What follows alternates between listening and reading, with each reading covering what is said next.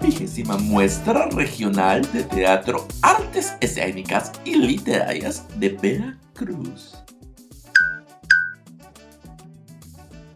Presentamos a ustedes ahora Emoción Arte de Veracruz.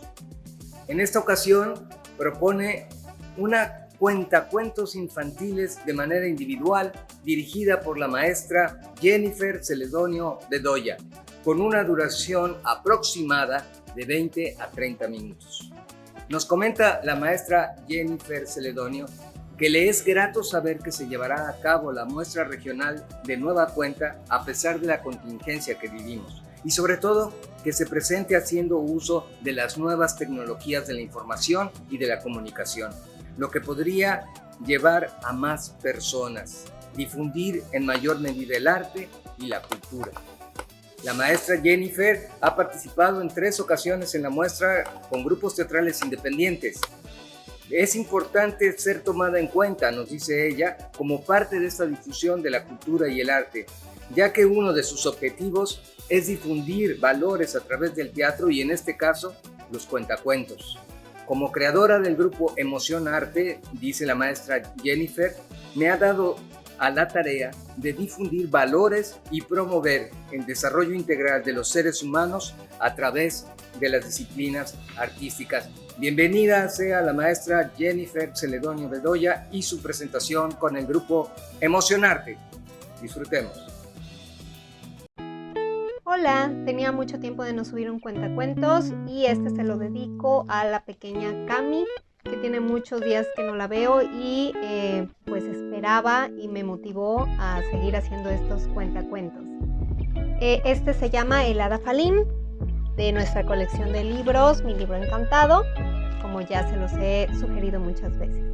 Y dice así: érase una viuda que tenía 2 hijas, la mayor fea, orgullosa y de mal genio como su madre, y la menor llamada Alicia, de gran belleza y carácter dulce y bondadosa. La madre adoraba a su hija mayor y odiaba a la pequeña, a la que hacía trabajar sin descanso y solo le daba de comer las sobras de la cocina. Alicia tenía que ir 2 veces al día a buscar agua a la fuente, que estaba a media legua de la casa, y siempre volvía encorvada por el peso de su cántaro. Se hallaba un día en la fuente cuando se le acercó una viejecita y muy amablemente le pidió de beber. Alicia no se hizo de rogar y cariñosamente satisfizo los deseos de la anciana. Esta, al concluir, le dijo: por ser tan buena, te concedo el don de que cada palabra tuya se convierta en una flor, una perla o una piedra preciosa. La pequeña Alicia no sabía qué pensar de aquello, ignorando de que se trataba de la mismísima Hada Falín, que se había transformado en viejecita para probar la bondad de la niña. Pero como se la había hecho tarde, no le quiso preguntar nada y despidiéndose de ella cariñosamente, se fue a casa más que deprisa. Cuando llegó, temiendo que su madre la riñese, le dijo: perdóname, madre, por haber tardado tanto. Y al pronunciar estas palabras, brotaron de su boca 2 rosas, 2 perlas y 2 diamantes. ¿Qué es lo que veo?, dijo la madre muy asombrada. ¿Cómo te ocurre eso, hija mía? Era la primera vez que llamaba hija a Alicia. Alicia le explicó lo que había sucedido y entonces la madre decidió mandar a la fuente a su hija mayor, con un jarro de plata, pues imaginó que así obtendría más dones de la vieja. Casilda, la hija mayor, como era tan orgullosa y desobediente, dijo que no quería ir a buscar agua, pero por fin su madre la convenció y se fue con su jarro de plata. Aunque lo hizo refunfuñando, al poco rato de estar en la fuente apareció, no la vieja, sino una dama magníficamente ataviada. Era la propia Hada Falín, que había adoptado aquella figura en su nueva aparición. «Vamos», respondió la orgullosa Casilda cuando le pidió de beber. «¿Creéis que he venido hasta aquí para serviros? Que lo haga vuestros criados». «Está bien», dijo la dama. «Ya que sois tan poco amable, haré que te dé ahora en adelante, por cada palabra que pronunciéis, salga de vuestra boca una culebra o un sapo. ¿Qué? ¿Hija mía?, le dijo su madre a Casilda cuando ésta llega a casa. Hola, mamá, respondió Casilda, pero al pronunciar estas palabras salieron de su boca tal como la había anunciado el hada Falín, una larga culebra y un sapo repugnante. ¿Qué es lo que veo?, dijo la madre. Seguramente es Alicia quien tiene la culpa de esto. Sí, no hay duda de que es ella quien ha engañado a mi pobre hija. Pero me vengaré matándola ahora mismo. Y llena de rabia se fue a buscar a su hija menor, pero ésta, quien la había oído, echó a correr hasta que consiguió esconderse en el bosque. Sucedió que andaba cazando por allí el hijo del rey, quien al ver a aquella niña llorando le preguntó cuál era la causa de su pena. Al contestarle a Alicia que su madre la quería matar y que por eso había huido, a cada palabra que pronunciaba salía de su boca una flor, una perla o un diamante. Muy maravillado el príncipe le preguntó la causa de aquel hecho tan singular. Alicia le contó su encuentro con el hada Falín y el príncipe, al oírla, quedó prendado de tan gentil y bondadosa criatura. La llevó al palacio y después de presentarla al rey, su padre, se casó con ella. Y colorín colorado, este cuento se ha acabado. Y como siempre saben que cada cuento les sugiero que papis y pequeñitos comenten acerca de esto, de qué les pareció, quiénes son los personajes, qué personaje les gustó más, con cuál personaje se identifican, si les ha pasado algo similar, etc. Y sobre todo, bueno, qué nos deja esta historia, qué enseñanza nos deja, el decir palabras bonitas, el ser humanamente amable, cariñoso con los demás, es como si dejáramos flores y saliera algo muy bonito de nuestra boca. Al contrario, si somos orgullosos, enojones, malos con las personas, van a salir como serpientes o sapos de nuestra boca. Entonces, procuremos hablar con sinceridad, con honestidad y con amor con todas las personas y pues evitemos estas envidias, este orgullo, este enojo para pues que no nos salga víboras y sapos de la boca.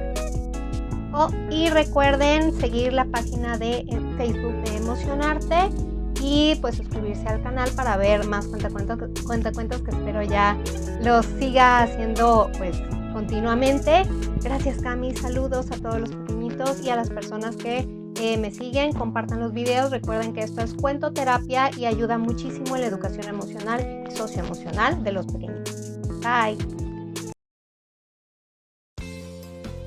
Hola, aprovechando estas fiestas de Día de Muertos, vamos a estar muy ad hoc para este día de lectura de cuentos. Hoy les tengo preparado un cuento muy especial y adecuado a esos pequeñitos que se quejan muchísimo, que se aburren muchísimo estando en casa, ya tienen muchos meses encerrados, entonces es obvio que están ya fastidiados, pero hay unos que, bueno, es normal que estén fastidiados, hay otros que de plano siempre han sido así, siempre se quejan, nada les satisface, así tengan muchísimos juguetes, así tengan muchísimos videojuegos sobre todo y tengan su celular, es lo que más es el problema de que no les satisface nada.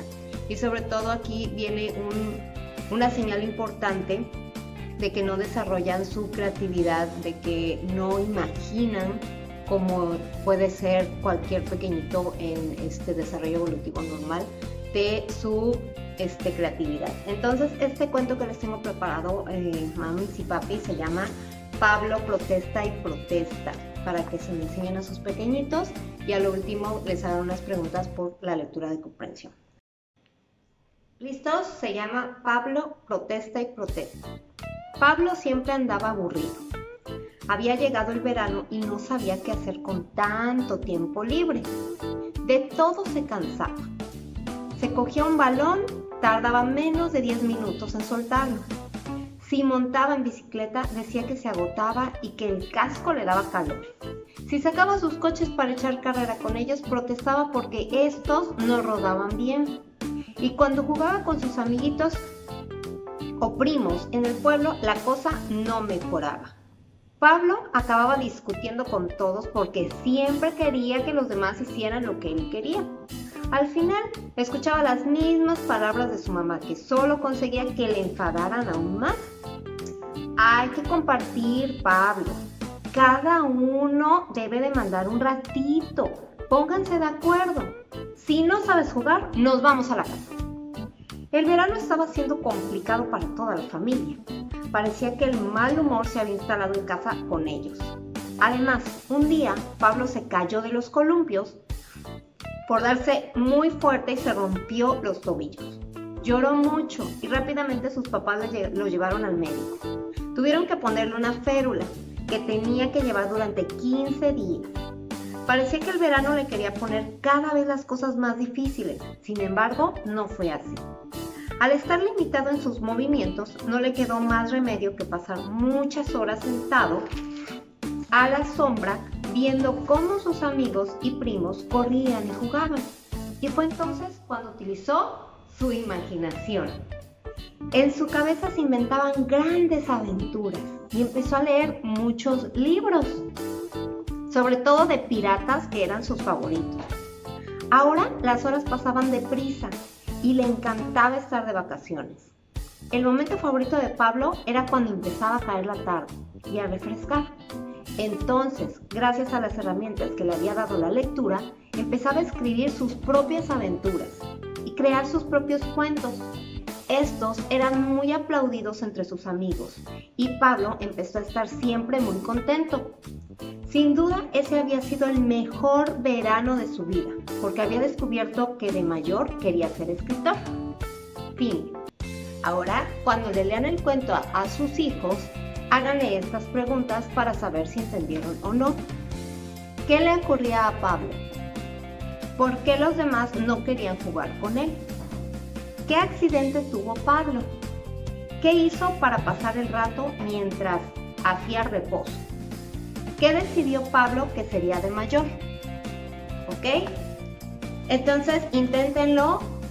Recuerden que estos cuentos son unas herramientas para que los pequeñitos entiendan un poquito mejor algunos valores y que mejoren su conducta. Sin embargo, no es algo de magia, simplemente son herramientas auxiliares. Lo más importante es que, por ejemplo, si estamos difundiendo el hábito de la lectura, tener alrededor libros. Acostumbrarlos desde pequeñitos a que los libros son una aventura, no son algo tedioso, no son aburridos. Entonces, acostúmbrense también a que los vean de ejemplo leyendo, porque si solo les ponen un dispositivo electrónico, entonces realmente está comprobado que no desarrollan su creatividad. Cuando uno les pone a dibujar o a preguntarle, a ver, cuéntame una historia, no pueden, se aburren, se fastidian y aquí es donde empiezan los problemas también de conducta. Pueden tener diferentes factores, diferentes causas. Las más comunes son las causas ambientales, las causas familiares. Si tienes un pequeñito que se queja mucho, que se aburre mucho y sobre todo ya que empieza a retar a la autoridad, ahí, ojo, papis, aquí hay un problema ya que tenemos que checar a fondo cuáles son sus causas. Pero sí es muy muy importante que comencemos esto del hábito de la lectura y la difusión de valores. Y todo se consigue por el ambiente en el que lo rodeamos y el ejemplo de nosotros como adultos, ¿ok?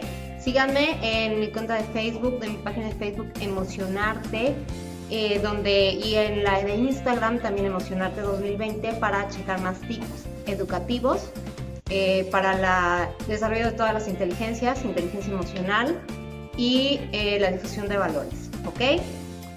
Bye. Nortecito, ya casi Día de Muertos, fechas o día perfecto para leer una leyenda urbana. Aquí de Veracruz se llama El aparecido en las calles de 20 de noviembre y Papantla. ¿Listos? Eran aproximadamente las 0 horas, 12 de la noche, y el chofer con su cobrador de la línea 20 de noviembre, perteneciente a los tranviarios del puerto de Veracruz, se disponían a ir al encierro de los vehículos que hacían el recorrido identificándose con Úrsulo Galván, Cuauhtémoc y 20 de noviembre. En esta línea trabajaba Roberto Herrera como chofer y Franco Segura como cobrador. En esos años todas las líneas que cubrían el servicio urbano utilizaban al boletero que se encargaba de hacer los cobros a cada uno de los pasajeros. En aquellos lejanos días la avenida 20 de noviembre no estaba pavimentada y el alumbrado público era pobre, escaso. Si acaso en cada cuadra había un poste con su lámpara que no alcanzaba a iluminar toda la calle. Las familias se encerraban en sus casas para resistir el mal tiempo que en ocasiones les azotaba. En la proporción que el reloj marcaba las horas, no solo la avenida 20 de noviembre quedaba sola, pues en su mayoría todas las calles se veían solitarias y hasta con un dejo de tristeza. Y algunas veces esa penumbra les hacía sentir cierto temor a las personas, sobre todo aquellas que vivían cerca de lo que fuera cementerio y que posteriormente lo convirtieron en parque para béisbol y que finalmente presenta un pulmón para la ciudad que tanto falta hace. Ese día del mes de noviembre, al transitar por el paseo de Simón Bolívar, paseo por el que circulaba el camión 20 de noviembre, al tomar la misma avenida de 20 de noviembre y a la altura de cruzar por la calle de Papantla, en la esquina, con una chamarra en la mano y con sombrero de fieltro, muy usado en esos tiempos, un hombre que vestía camisa y pantalón negro hizo señas al conductor para que parara, cosa que hizo el chofer. Ya arriba del camión, el hombre aquel saludó muy cortésmente al chofer y al cobrador, dándole las gracias por haberlo levantado de ese lugar. El cobrador se acercó a aquel sujeto cobrándole el pasaje y diciéndole al mismo tiempo que había tenido suerte porque era el último camión y la última vuelta. Lo cual el hombre aquel, sin levantar la cabeza, se quitó el sombrero en prueba de agradecimiento. Lo que sí notó el cobrador, pues luego lo comentaba, era que la cabeza de aquel hombre despedía un fuerte olor a podrido, a lodo descompuesto y muy brillante el cráneo. Aquel raro olor no le causó de momento sorpresa, pero sí cierto asco que le fue pasando paulatinamente. Desde el momento en que aquel extraño pasajero subiera al camión, todo fue silencio. El cobrador hacía anotaciones sobre un papel que sostenía con una diminuta tabla que le servía de apoyo. En su recorrido no levantaron otro pasajero y por lo tanto no habían detenido el vehículo. Antes de llegar a la gasolinera para cargar combustible, cosa que hacían antes de ir al encierro, Roberto, el chofer, al tratar de mirar por el espejo al único pasajero que transportaba, no vio a nadie, cosa que lo sorprendió. Y de inmediato preguntó a su cobrador si el pasajero estaba en el piso del camión porque no lo veía. Sorprendido por lo que decía el chofer, buscó en el piso y no encontró nada. Al comprobar que aquel raro personaje no estaba en el camión, Roberto, ya muy asustado, le dijo a su compañero: «Coño, Franco, ¿cómo es posible que no esté? Búscalo bien, porque recuerda que desde que subió no hemos hecho ninguna parada. ¿Cómo se bajó? Pues la velocidad que hemos traído no permite que alguien se tire, y menos con las puertas cerradas».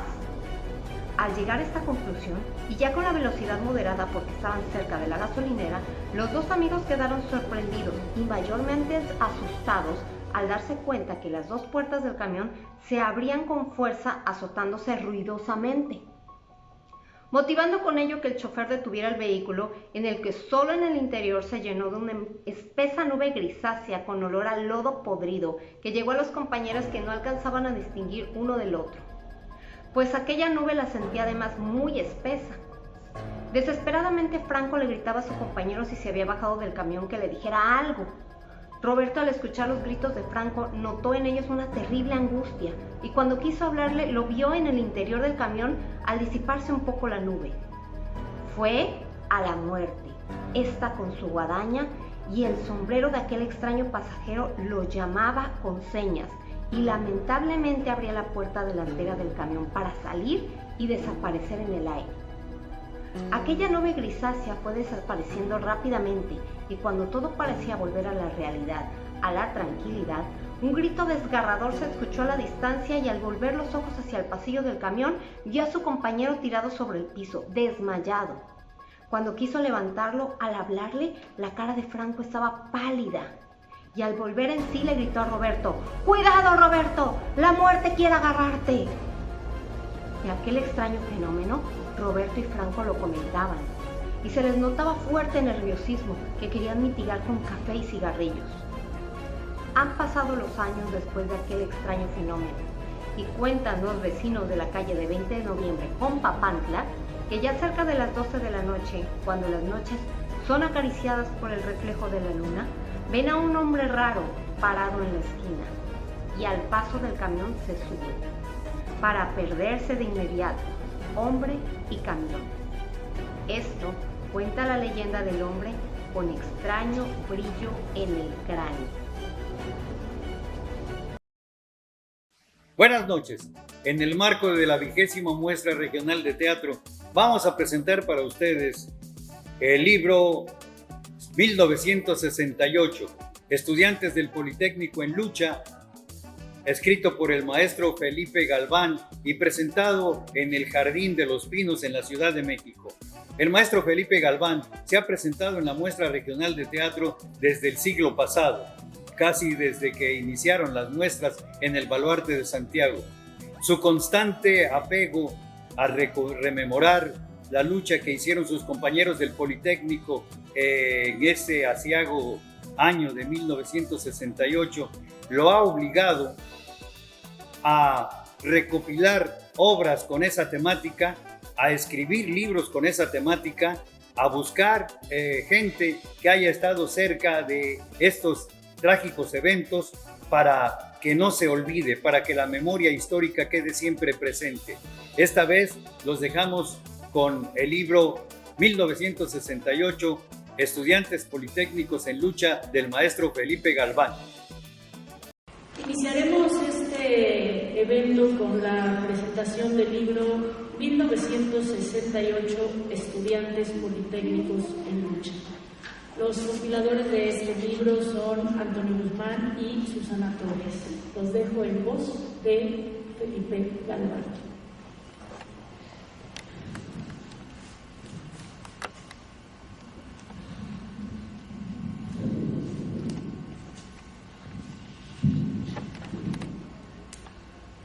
Hola, yo soy un libro.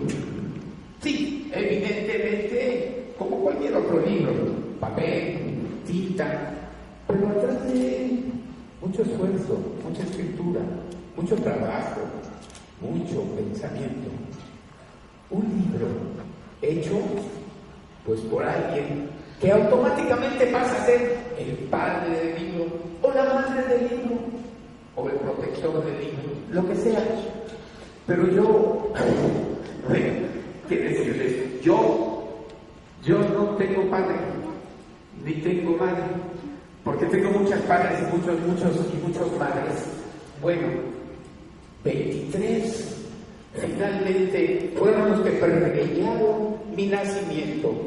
23 de diversos lugares, de diversos orígenes, pero que tienen una identidad de un año en especial, 1968.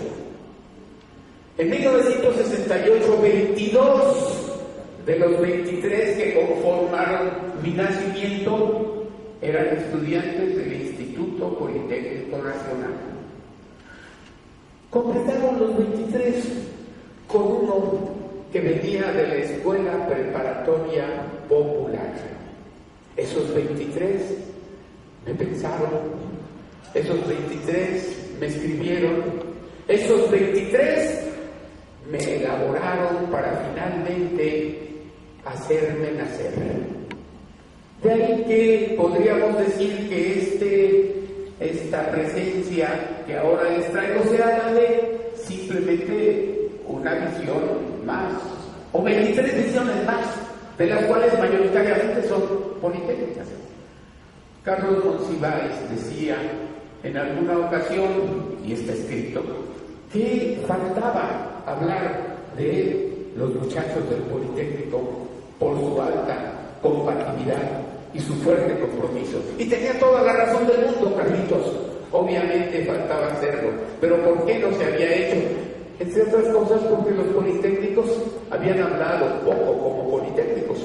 Claro, entre la gente importante hay algunos politécnicos, por supuesto, Raúl Álvarez Garín, en aquel entonces estudiante terminal de la Escuela de Físico-Matemáticas y maestro de la Escuela Nacional de Ciencias Biológicas, escribió bastante, pero escribe como dirigente que fue, como máxima figura entre los politécnicos y creo que entre los del movimiento estudiantil y del Consejo Nacional de Política, pero faltaba que los politécnicos trinchera, los politécnicos de base, los politécnicos de brigada cotidiana escribieran. Y eso es lo que estos 23, 22, más su compadre de la prepa popular, hicieran a partir del 2017.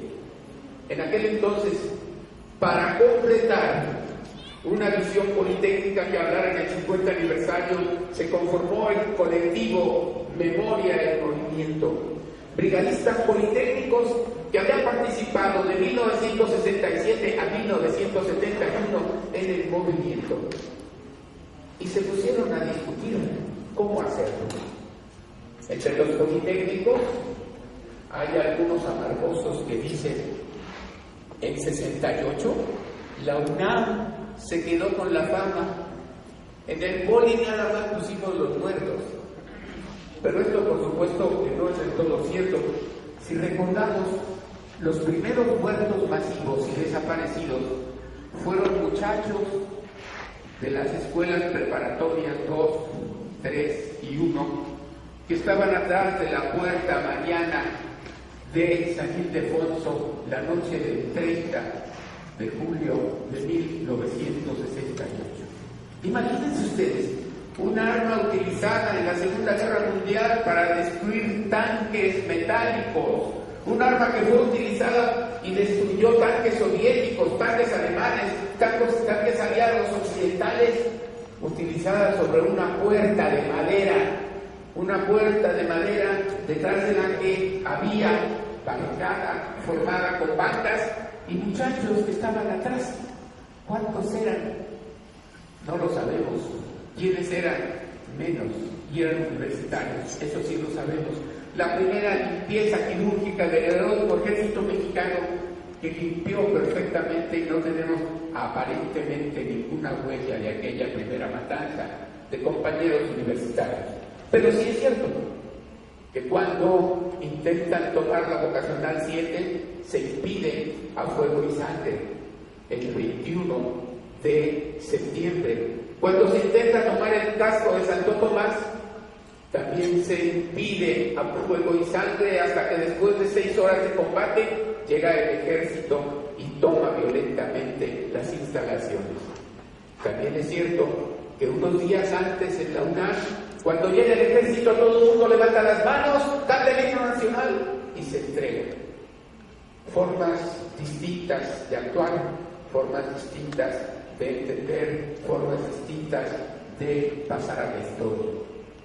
Era importante, pues, que estos muchachos hablaran, y por eso me parece pertinente el que me hayan hecho. 3 preguntas fueron hechas. ¿Por qué entraste al movimiento? ¿Qué existe en el movimiento? ¿Y qué crees que el movimiento te dejó a ti y o a tu sociedad? Respondiendo a estas 3 preguntas, salieron los textos aquí presentados, que además vienen acompañados de una línea de tiempo y de reflexiones y de una tarea gráfica sensacional, que empezamos por el ego. Estos somos algunos de nosotros hace 50 años. Estos somos algunos de nosotros, o la mayoría de nosotros, 50 años después. Aseveración de que time is time.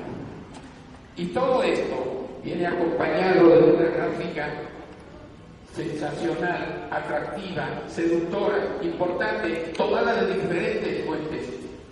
Esto es lo que soy. Tardaron 4 años en sacarme a la luz, pero ahora en plena pandemia, por fin, pude ver a los 4 puntos cardinales.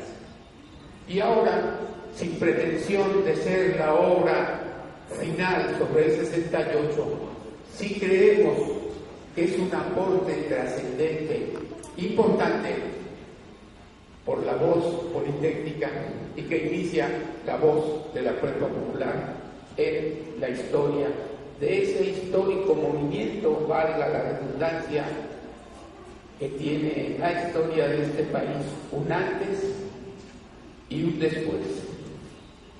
Podría seguirles hablando, porque además me encanta hacerlo, pero vamos a dejar que varios de los participantes hablen ahora. Antonio Guzmán, por favor, te está esperando este micrófono para que vengas a hablar. Antonio Guzmán ingresó al Politécnico en 1969 en la fundación de la Escuela Vocacional número 8. Y en esta ocasión, después de muchos años de trabajo como editor, lo comisionamos como editor en jefe. Así que de los padres que tengo, este es el mayor.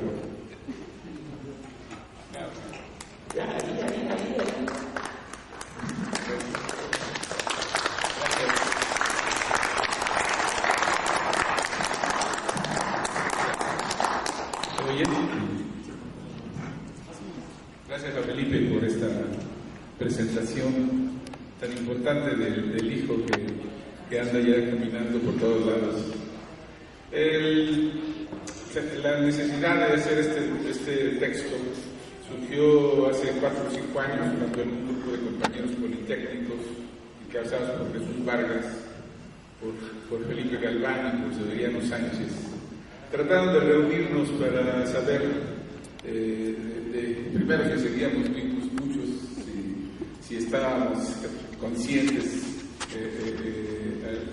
todos o qué pasaba. Bueno, nos reunimos cerca de 40 brigadistas al primero o segundo llamado que hicieron. Nos reuníamos en la Escuela Nacional, en la ENA, de Antropología, y de ahí surgió la propuesta de trabajar algunas actividades que debíamos desarrollar para la conmemoración de los 50 años en 2018.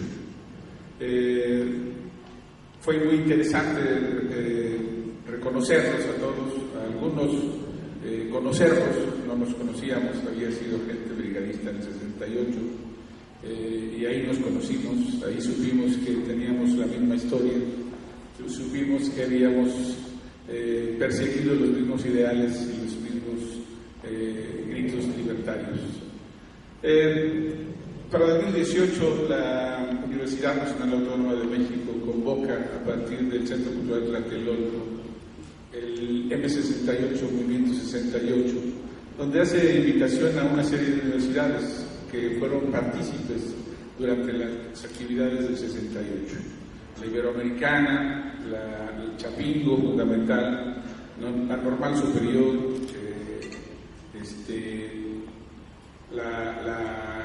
y el Politécnico fundamentalmente. Se hacen una serie de actividades en el Centro Cultural Tlatelolco, pero nosotros habíamos ya contemplado la posibilidad de lograr un texto que fuera integral, que por fin se conociera el manifiesto de cerca de 40 politécnicos para el reconocimiento histórico del 68. Entonces, para nosotros fue muy importante, elaboramos un manifiesto muy interesante y una parte cronológica en 3 partes, misma que presentamos en el Centro Cultural Tlatelolco con mucho éxito dentro de este programa de actividades de 2018.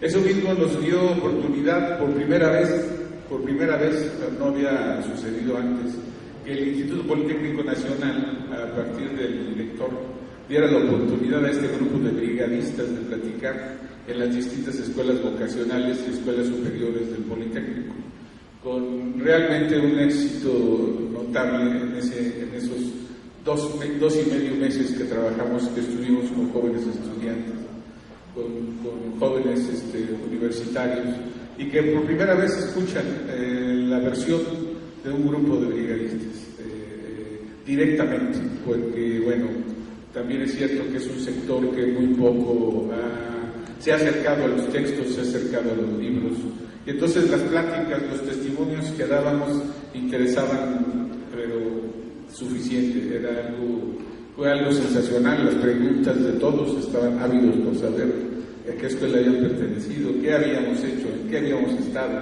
qué era lo que... Sobre todo un grupo de brigadistas que no conformaban ninguna dirección de ningún tipo, ni en el Consejo Nacional de Huelga, ni en algunos consejos de escuelas, y hasta ahí, pero eran brigadistas de a pie, o sea, los de la repartición de volantes, los de la pedida de apoyo económico, pedida de apoyo alimenticio y la versión de los estudiantes a toda la población en los distintos lugares, sobre todo de la Ciudad de México, en algunos casos Chapingo también, ¿no?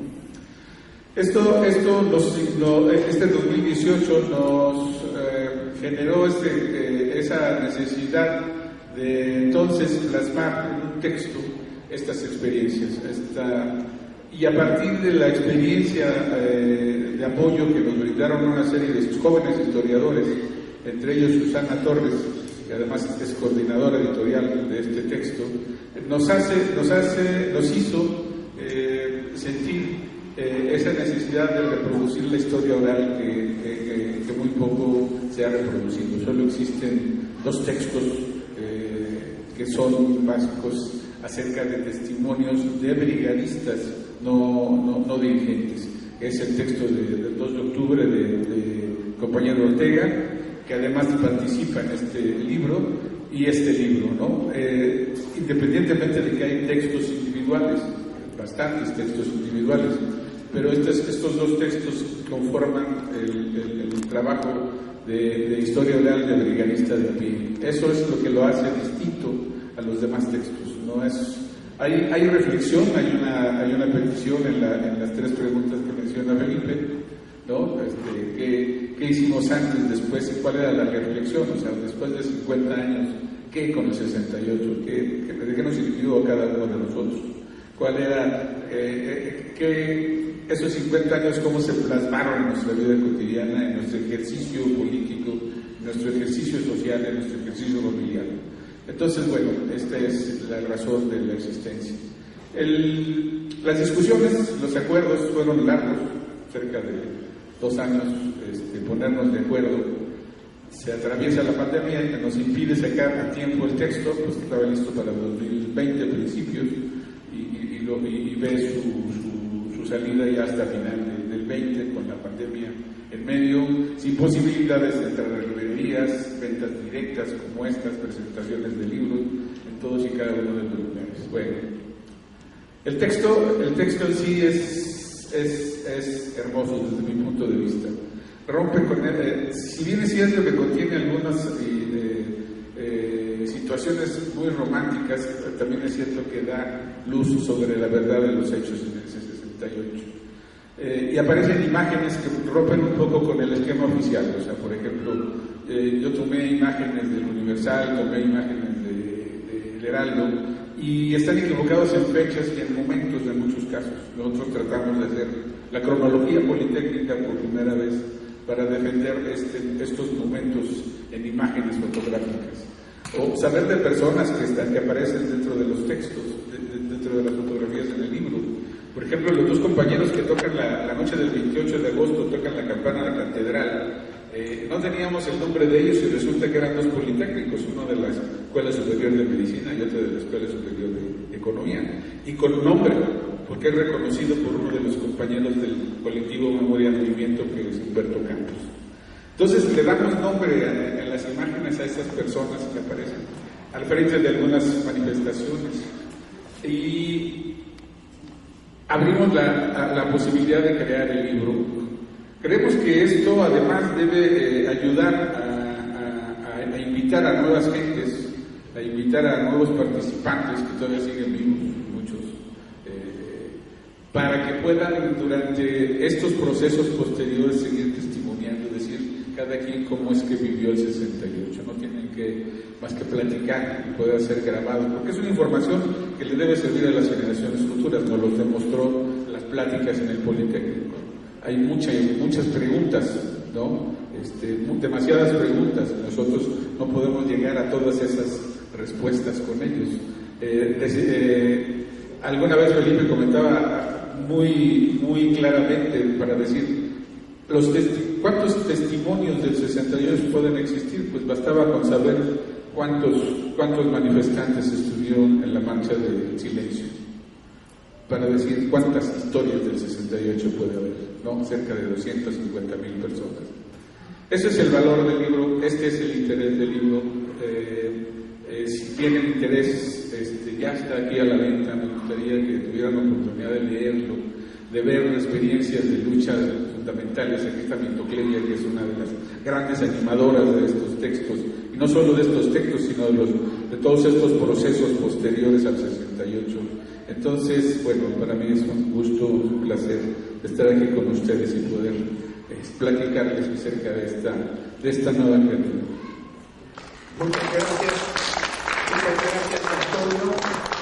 Y este texto obviamente requería también una mano sabia, una mano fría, una mano no participante en aquel 68, pero que conociera el oficio de la historiografía, que conociera cómo organizar un aspirante a historia, que eso es lo que finalmente somos. Entonces, estuvo con nosotros como coordinadora, o coordinadora a la limón, con Antonio, estuvo Susana Torres. Entonces, va a subir Susana Torres con nosotros, para hablarnos también brevemente del libro desde la perspectiva también de una joven. Ella en 68 no había nacido y evidentemente tiene una visión distinta a la de los participantes, y su mano sabia orientó, coordinó, etcétera, etcétera. Bueno, yo voy a sentar para ver más de cerca a mi hija, que me va a decir cuando ya me haya pasado de 10 minutos. Sí, así está bien. Y además para salir a la va a ser muy breve. Yo quiero reconocer de este libro, primero, que la coordinación editorial es un trabajo muy complicado, muy difícil.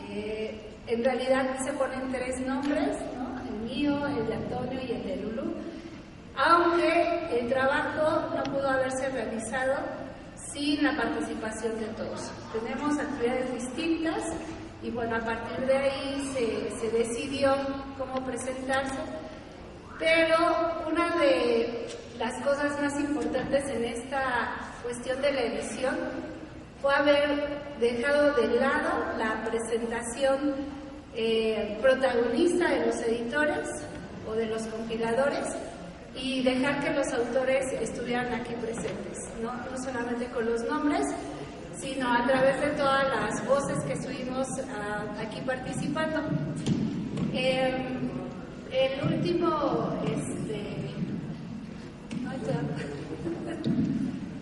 es que sí se escucha, ¿no? Somos 20, 10. Dejen que la microfonería. El punto es, el trabajo que está aquí es una representación, desde mi punto de vista, de una resistencia constante a una situación social de injusticia permanente. ¿Sí? Si bien no soy de la generación del 68, soy fruto de esa generación en cuanto a libertades y derechos que se ganaron en ese momento. Mi papá también fue politécnico, estuvo en esa noche en Tlatelolco, salió corriendo y aunque su testimonio nos lo había platicado, no fue sino hasta ese 2018 que nos abrió a la familia ampliamente de lo que había sucedido. Creo que haber estado en el colectivo Memoria y Movimiento, quienes son los creadores de esta historia escrita, también en muchas ocasiones era por primera vez que daban su testimonio. Ser brigadista significa estar trabajando todos los días de muchas maneras respecto a un objetivo común, que es simplemente tener un mejor país. Y en ese sentido, el agradecimiento que tenemos como una siguiente generación y las siguientes, o sea, tengo 45 años, quien tiene 30, quien tiene menos de 20, es sensacional, porque es una forma de mirar cómo cualquier participación en una movilización social implica que sí haya cambios que son posibles, que aunque no los veamos, ahí van a estar y nos ayudan a tener una mejor vida. También el otro punto que quiero rescatar, porque en realidad creo que lo más importante del libro es condensar lo que Toño dice, una historia oral, que es una memoria viva, donde va a poder ser escuchada y leída por muchas siguientes generaciones. Es la parte de mantenerse en resistencia a pesar de que ya hay situaciones muy estancadas, como es la propia historia del 68, donde se piensa 68 es 2 de octubre, se acaba ahí y estamos hablando de un antes y un después. Y estos testimonios, estas memorias aquí condensadas nos hablan, el 68 empieza meses antes, incluso en el 67, y concluye hasta 1971, a propósito de este año, donde entonces se rompe por completo una historia oficial. Y eso es otra de las características. Yo pensaría que finalmente este es un producto que habla de muchos cambios constantes, de muchas resistencias, de conflictos y de rompimientos en un establishment donde se dice así debe de ser y además no hay manera de hacerlo diferente. Entonces, el libro lo que hace es representar cómo sí hay formas de hacerlo diferente, pero no solamente en un momento, no es solamente el 2 de octubre, sino a lo largo de la vida. Hablar de esto 50 años después no es nada más decir yo participé en ese momento. Para mí lo que representó fue encontrarme con una cantidad extraordinaria de participantes que lo que me enseñaron fue que la lucha es todos los días, año con año, que no tiene que ser un protagonismo, salir en la tele, en la radio, en las fotografías, y que eso sí nos genera un mejor país. Entonces, hasta aquí mi participación. Muchas gracias. Muchas gracias. Le damos agradecimiento a nuestra editora. El 23 de septiembre, una de las batallas de defensa del movimiento se dio en el casco de Santo Tomás. Desde las 6 de la tarde llegaron los granaderos por el lado del Instituto Técnico, fueron repelidos. Después llegó la policía montada, también fue repelida.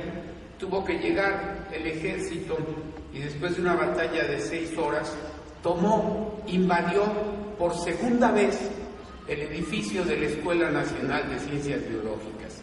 Curiosamente, ese edificio originalmente fue el edificio del internado del Politécnico.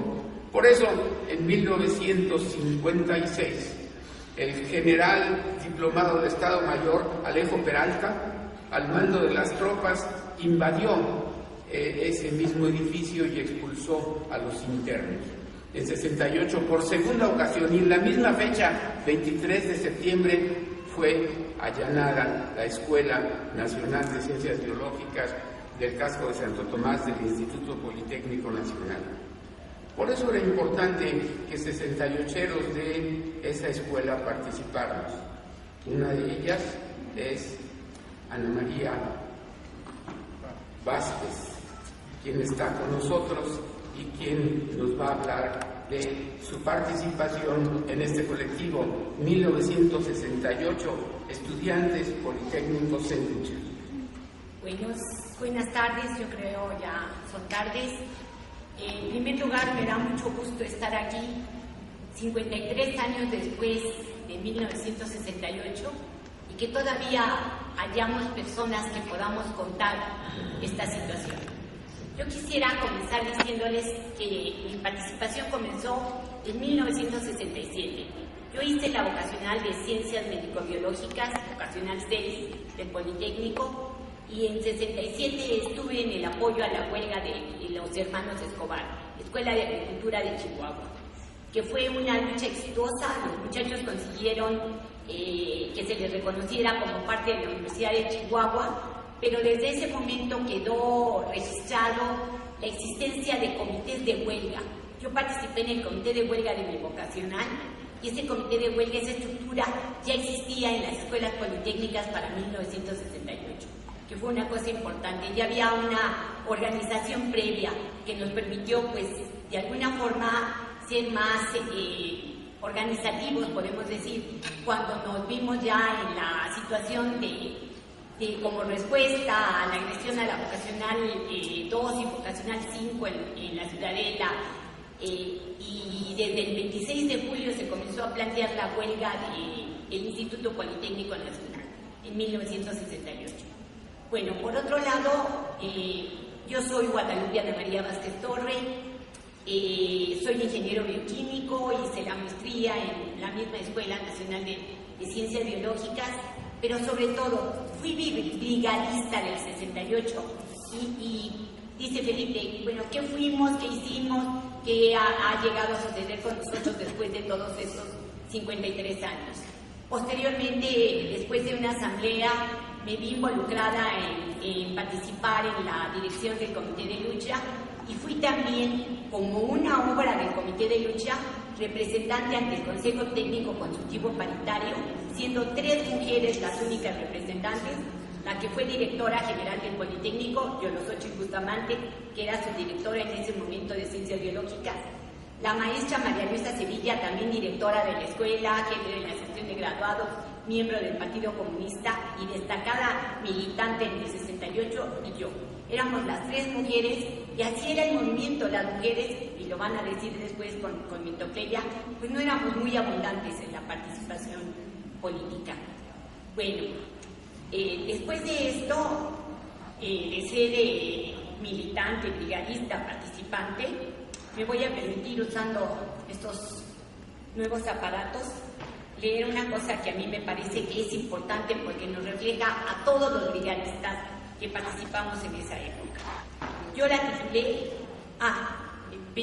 primero, mi participación en el libro se llama 2 de octubre, ni principio ni fin del movimiento del 68. O sea, eso es lo que yo creo. El 2 de octubre no fue el fin y tampoco fue el principio. Como menciona Susana, las cosas cambiaron, permanecimos hasta 1971. Y hubo escuelas como la Escuela Superior de Ingeniería Mecánica y Eléctrica que muchos años después del 71 conservaron el Comité de Lucha. Bueno, entonces sí procedo a la lectura. Yo la titulé Con dignidad, con valor, con autonomía, con amor y con entrega absoluta. Somos los nacidos a fines de los años 40 y principios de los 50 del siglo XX. Después del término de la Segunda Guerra, la de los fascistas, la de Hitler, la de Mussolini, la de Franco.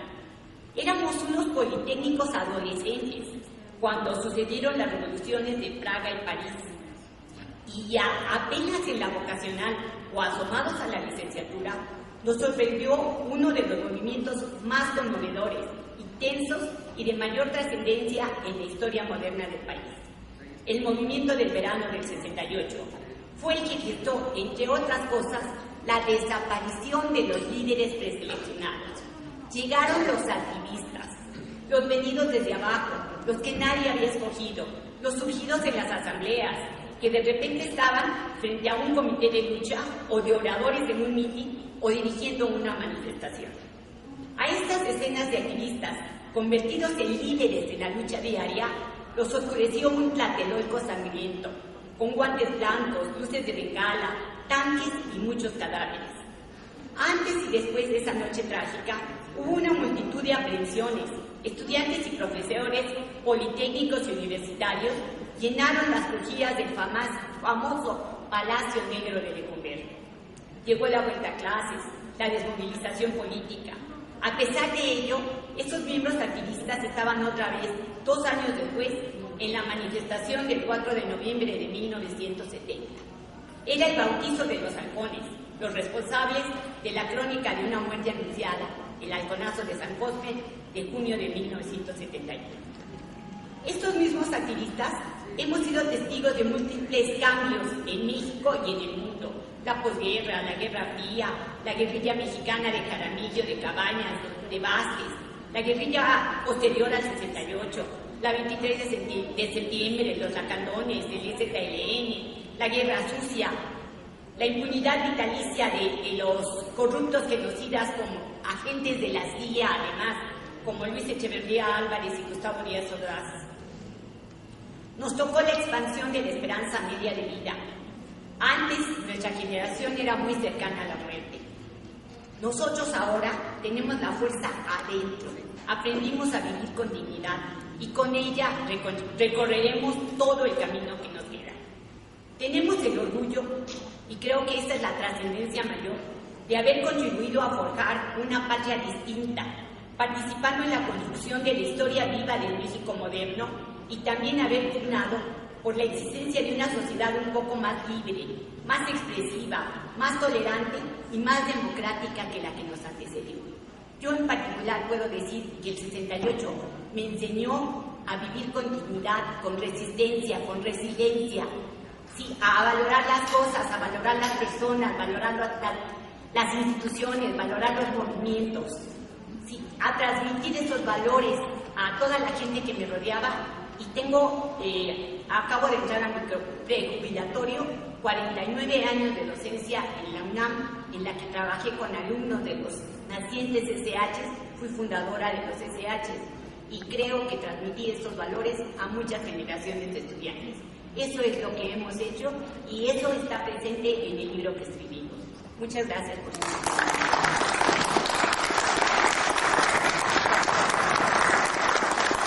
Muchas gracias, Ana María, maestra por 49 años en el Colegio de Ciencias y Humanidades Azcapotzalco. Aquí está con nosotros alguien que ayer tuvo gran presencia y que la pueden ver ahora en las páginas de la jornada. Aparece la abanderada del Comité del 68, Mirtocleya González. Es muy interesante la historia de Mirtocleya, porque Mirtocleya era la única mujer en la escuela Wilfrido Maciel.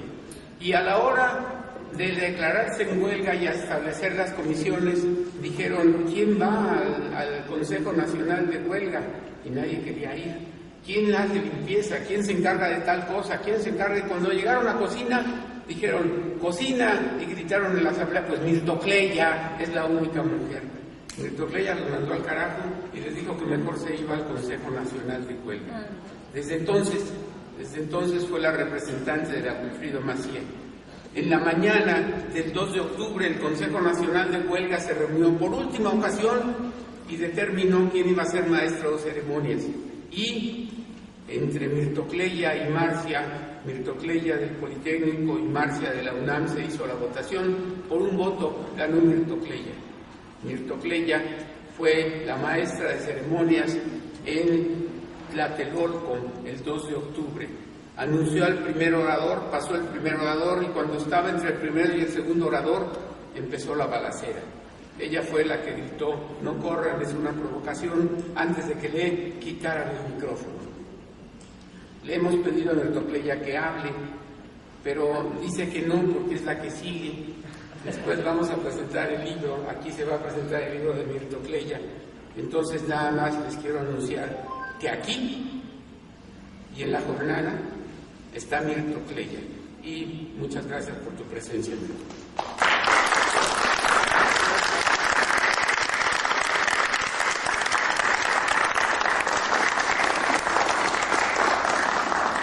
El comité Memoria en Movimiento, el colectivo Memoria en Movimiento sabe qué es.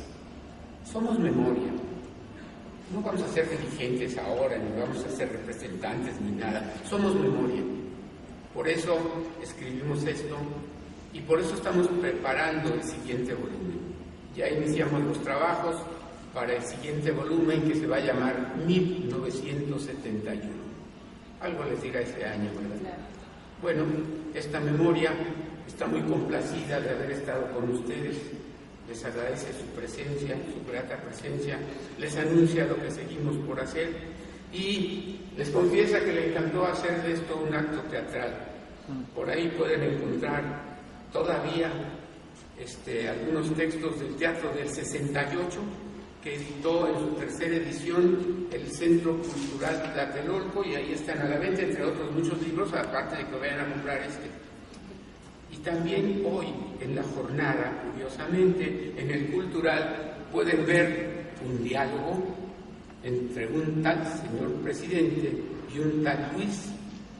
El presidente se apellidaba Díaz Ordaz y el Luis se apellida el nombre de pila de Oropesa, Luis Esteban Oropesa, jefe del Estado Mayor Presidencial, ejecutor y jefe de los francotiradores que iniciaron la balacera, matando gente del ejército, hiriendo en la nalga derecha a Hernández Toledo e iniciando la supuesta batalla del 2 de octubre. Lo pueden encontrar en el cultural de la jornada del día de hoy. Así que teatralmente, este libro, 1968, Estudiantes Politécnicos en Lucha, se despide de ustedes y queda en espera de que lo vayan a comprar allá en la tiendita. Muchas gracias.